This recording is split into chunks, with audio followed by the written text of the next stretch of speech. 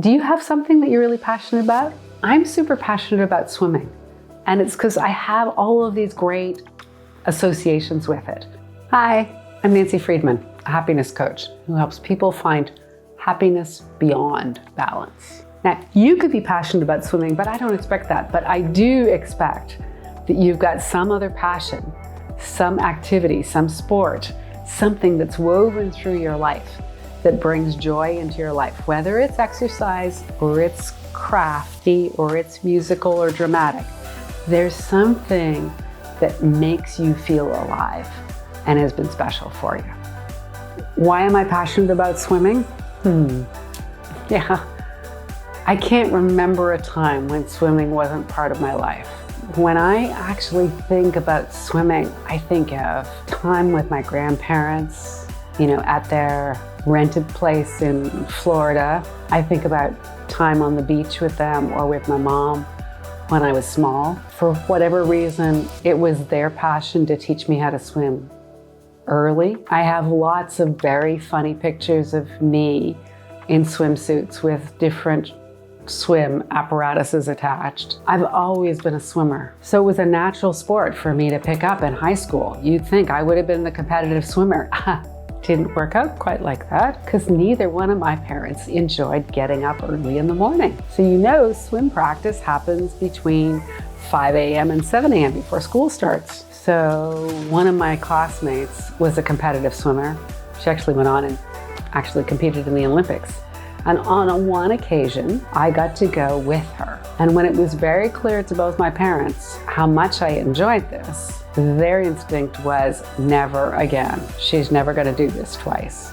So unless I wanted to walk to the pool at 4 a.m, and I wasn't quite that passionate about it, I didn't get to swim competitively. But it didn't stop me from really wanting to swim. When my dad finally broke down and put a pool in our backyard, his deal with me was to get the full value of the pool, I needed to swim in it every possible day that season and for every season going forward.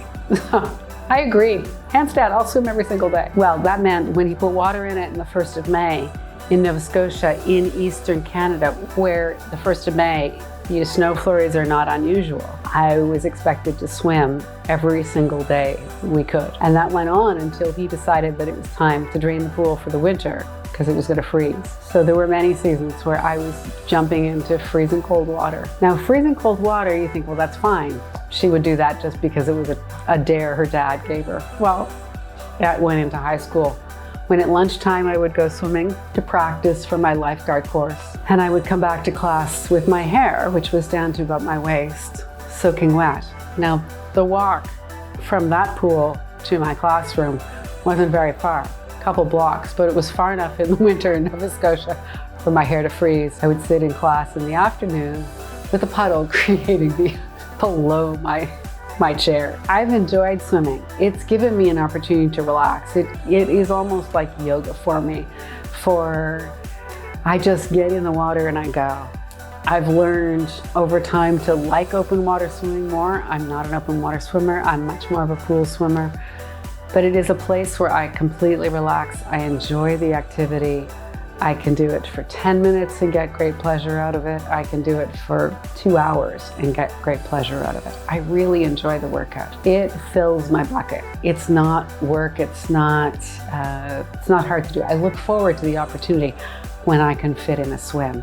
With that in mind, I practiced at master swimming in the small community we lived in. And it was a lovely community building experience for me.